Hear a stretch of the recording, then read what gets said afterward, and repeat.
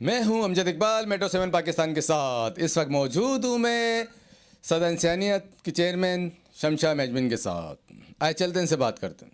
पाकिस्तान में तमाम सियासी लोग 5 फरवरी को कश्मीर के हवाले से जिस तरह देख रहे हैं, और मैं भी उसी तरह ही देख रही हूँ।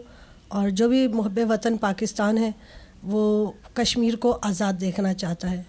मोदी जो जिस तरह हिंदुस्तान में मुसलमानों पे जुल्म व सितम ढा रहा है, और कश्मीर में पिछले 30 सालों से जो जुल्म सितम ढा रहा है, जो कि अल्लाह की लाठी भी आवाज़ होती है। 30 सालों में उनकी जब हिम्मत नहीं टूटी और वो उनको नहीं तोड़ सका, तो अब क्या तोड़ेगा। मेरे ख़्याल में मोदी का आखिरी वक्त आ गया है और जल्द ही ये सब खेल जो है इख्तिताम को पहुँचेगा।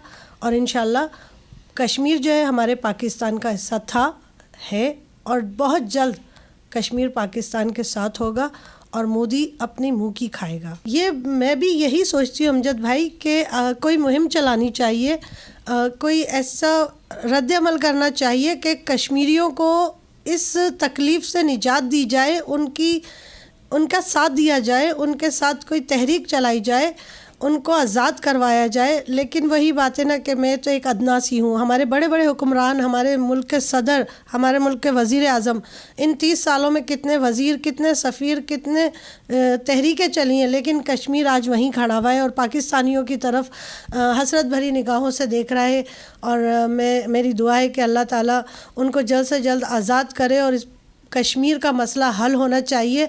जो बर्बरियत जो मोदी ने उनके साथ रचाई हुई है, जो खेल वो खेल रहा है जुल्म व सितम का, अब ये बस हो जाना चाहिए। कश्मीर को आज़ाद होना चाहिए। 5 तारीख खाली हमें ये याद दिलाती है, लेकिन उसके बाद हमें भूलना नहीं चाहिए अपने उन बहन भाइयों को जो 30 साल से उनकी एक नस्ल तबाह बर्बाद हो गई है, और वो जिस तरह ज़िंदगी गुजार रहे हैं, जो उन बहनों के साथ, उन बेटियों के साथ जो जुल्म व सितम हो रहा है, इसको रोकना चाहिए। खुदारा कोई तो ऐसा 5 फरवरी आए कि हम ये देखें कि हमारा कश्मीर आज़ाद हो चुका है।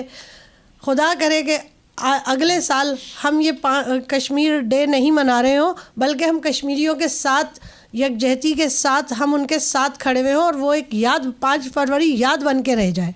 हमारे पाकिस्तान में अलमिया ये रहा है कि जो भी हमारा वज़ीर, सफ़ीर, जो भी हमारे सदर, जो भी हमारे वज़ीर आज़म आते हैं, उनके अंदर ताल्लुकात हो जाते हैं, बिज़नेस उनके साथ हो रहा होता है, सब कुछ हो रहा होता है, लेकिन मुद्दा कश्मीर का वहीं रहता है।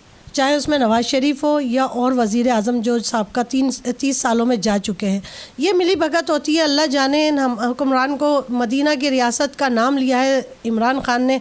अल्लाह करे कि ये मदीना की रियासत बनाएं इस मुल्क को और इस कश्मीर को आज़ाद कराएं, हिम्मत जुर्रत का मुज़ाहरा करें।